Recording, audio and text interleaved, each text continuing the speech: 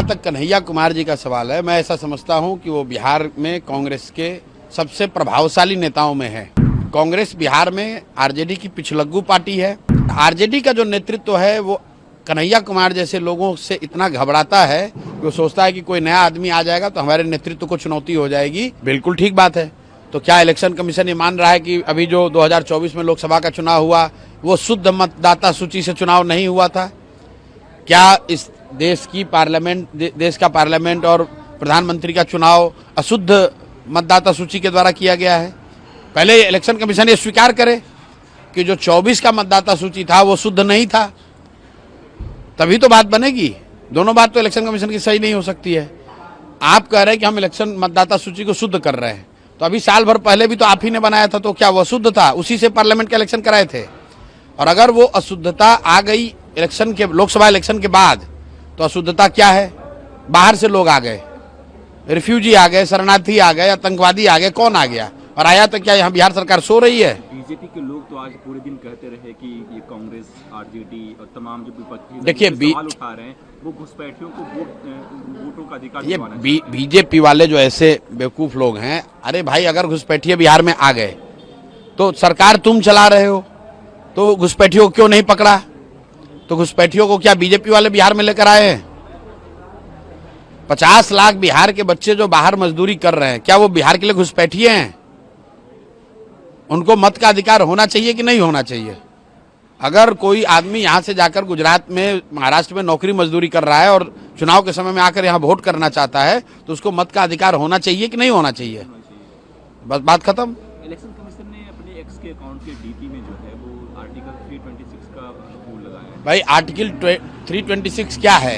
Article 326 मत का अधिकार है कि 18 वर्ष से ज्यादा हर एलिजिबल भारतीय नागरिक को मत देने का फंडामेंटल अधिकार है।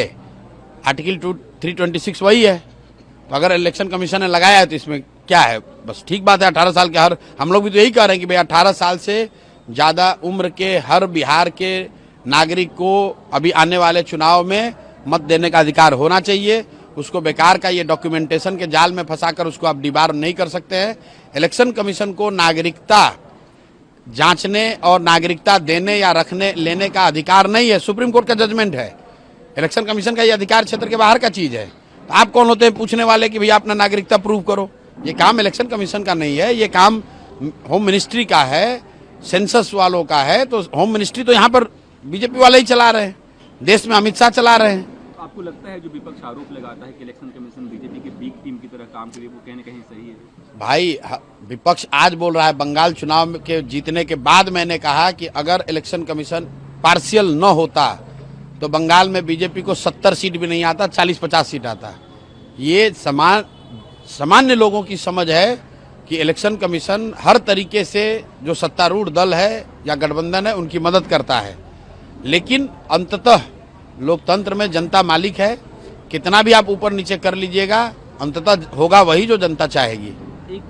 एक वीडियो वायरल हो रहा है सर पटना की, जिसमें तेजस्वी यादव, राहुल गांधी एक बैन पे हैं, वो प्रोटेस्ट कर रहे हैं, लेकिन उसी बैन पे पप्पू यादव चढ़ना चाह रहे हैं, कन्हैया कुमार चढ़ना चाह रहे हैं, लेकिन सिक्योरिटी उनको धक्का दे रही है, वो नीचे गिर जा रहे हैं। भाई ये उनका इंटरनल मामला है। जहां तक कन्हैया कुमार जी का सवाल है, मैं ऐसा समझता हूं कि वो बिहार में कांग्रेस के सबसे प्रभावशाली नेताओं में है। वो चाहे कांग्रेस में हो, लेकिन मुझे कहने में कोई गुरेज नहीं है कि कांग्रेस में जितने नेता बिहार में हैं उसमें अगर किसी में प्रतिभा है तो कन्हैया कुमार उन चंद नेताओं में है जिसमें प्रतिभा है, कुछ कर सकते हैं। और अगर कांग्रेस उनका इस्तेमाल बिहार में नहीं कर रही है तो ये दिखाता है कि जो बात हम लोग कहते हैं कि कांग्रेस बिहार में आरजेडी की पिछलग्गू पार्टी है।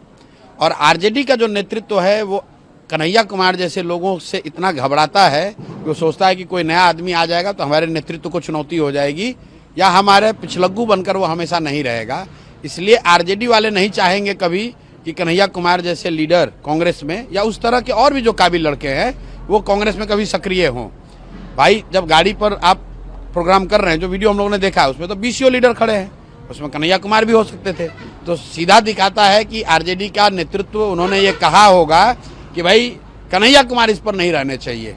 इसीलिए कांग्रेस वाले अपने नेता को जो सीडब्ल्यूसी में आमंत्रित सदस्य हैं कन्हैया कुमार। अभी यात्रा निकाल रहे थे बिहार। भाई सीडब्ल्यूसी में आमंत्रित सदस्य हैं, सीडब्ल्यूसी के मेंबर को आप नहीं चढ़ने दे रहे हैं, तो ये कांग्रेस की स्थिति को बताता है और इस बात को कहीं ना कहीं प्रमाणित करता है जो हम लोग कहते हैं कि कम से कम बिहार के नजरिए से कांग्रेस का कोई वजूद नहीं है, कांग्रेस का कोई अस्तित्व नहीं है। ये बिहार में आरजेडी का पिछलग्गू पार्टी है, जो लालू जी या राजद का नेतृत्व तय करता है, कांग्रेस वाले बिहार में वही करते हैं।